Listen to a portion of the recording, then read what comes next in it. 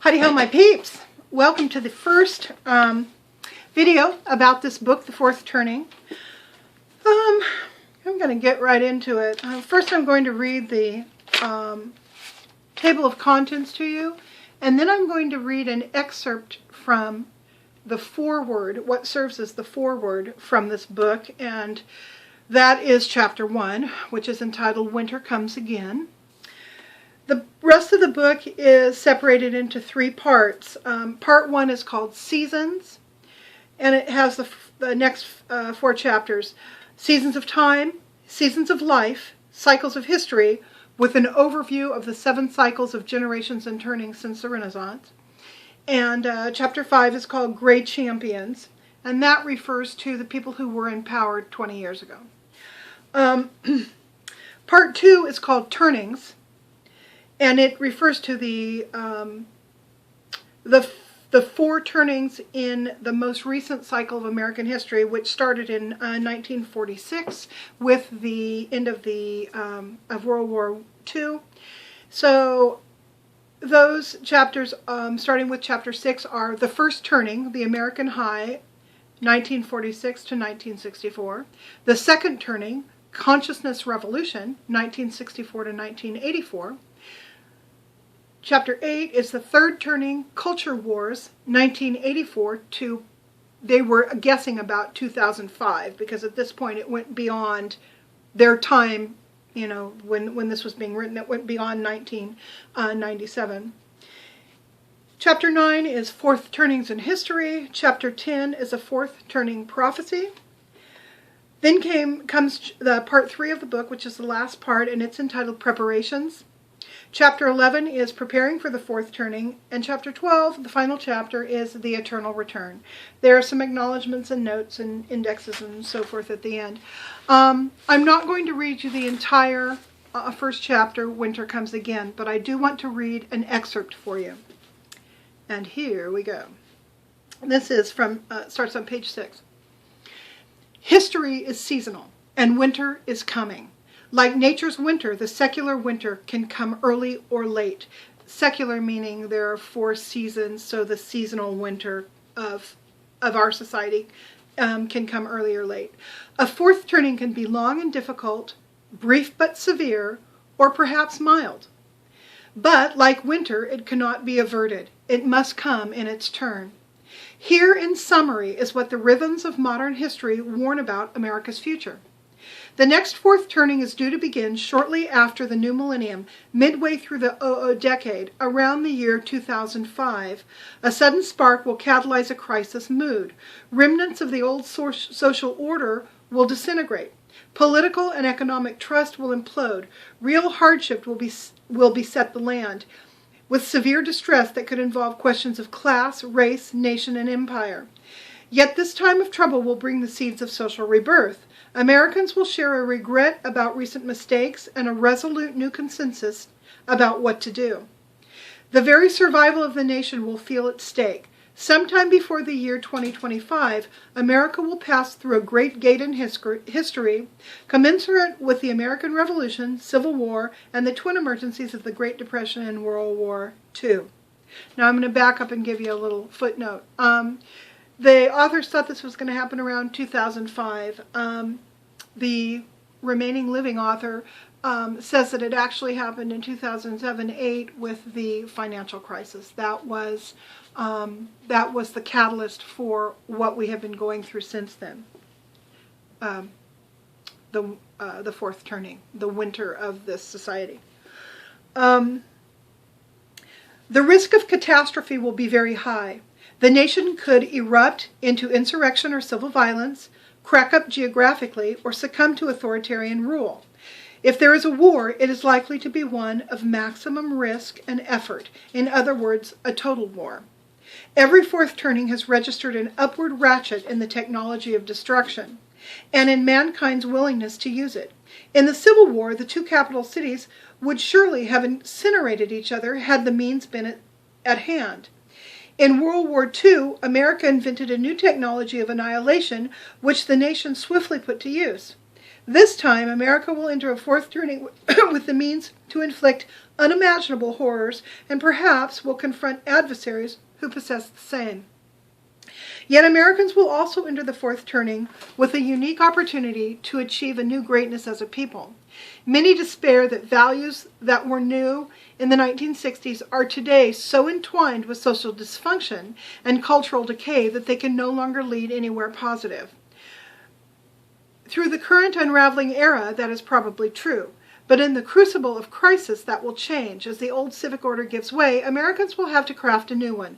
This will require a values consensus and, to administer it, the empowerment of a strong new political regime. If all goes well, there could be a renaissance of civic trust and more. Today's third turning problems, that Rubik's Cube of crime, race, money, family, culture, and ethics, will snap into a fourth turning solution. America's post-crisis answers will be as organically connected as today's pre-crisis questions seem hopelessly entangled. By the 2020s, America could become a society that is good by today's standards and also one that works.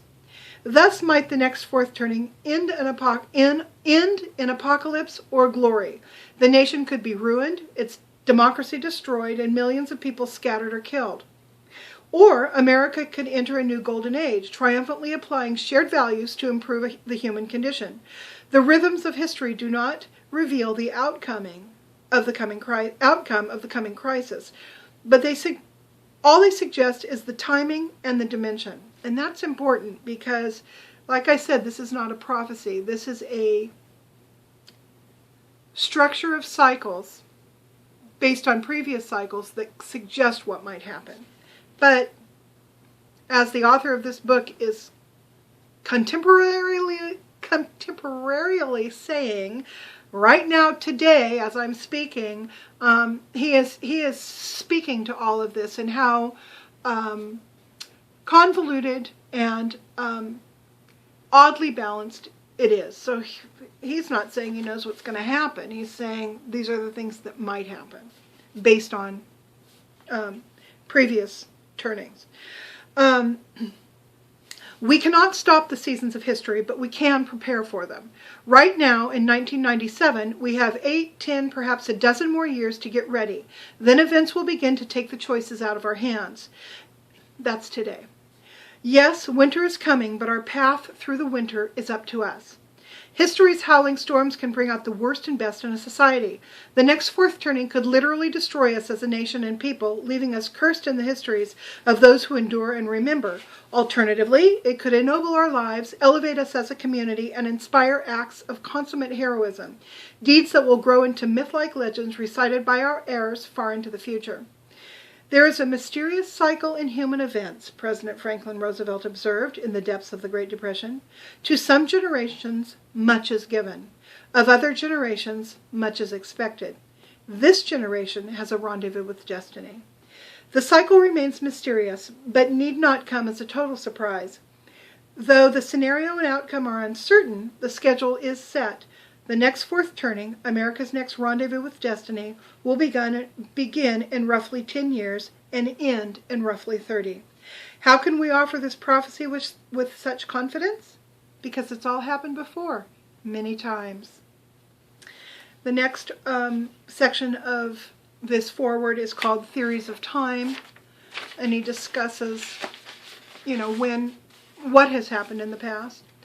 Then he talks about overcoming linearism. Linearism is the idea that you only progress in a line, that there's no, back circling, there's no cycling back to things that used to be in the past that we now think can never happen again. And according to this guy, there is that circling back, and that circling back has happened over and over again. Then after he talks about how we can get our minds around the idea of cyclic progression, then he talks about the cycles, and he talks about the generational archetypes that occur in each one of those cycles. The cycles being youth, adulthood, midlife, and elderhood. And then last in his foreword, he talks about how we can rediscover these seasons, how we can, again, wrap our minds around the idea of seasonal, cyclic society. So, there's a whole lot just in that foreword, but I wanted to read you that one excerpt because I think that speaks very much to how we are all feeling right now. Not we all. Most of you who are watching this. I'm sure many of you don't feel that way. You're either feeling very triumphant that it's all over and now everything's going to be great into the future, or you're feeling that there is only horror to look forward to in the future and fear. I think there's going to be a little bit of both and a whole lot of unknown surprises in the center that will bring us to, the next part, the next cycle in our American society. This incidentally applies to societies the world over. Every major country is developed country, let's put it that way, is going through its own cycle right now. Perhaps undeveloped countries are as well. I haven't done that much research on that, I don't know. And the cycles are not necessarily synced up, although the news is, and if we can believe the news, and I'm sure we can because a lot of it comes just from people talking, but many of the cycles seem to be syncing up right now. So, so that's kind of interesting, because often in the past that hasn't been true. One society will be, on the rise while another is on the decline.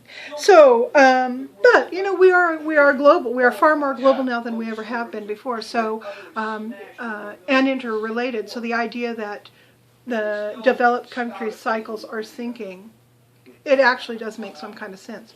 So anyhow, I'm going to leave you with that today. I'm going to talk some more and read some more tomorrow. And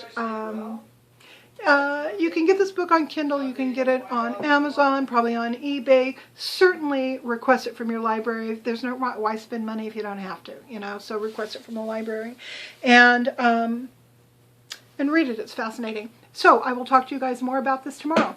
Bye.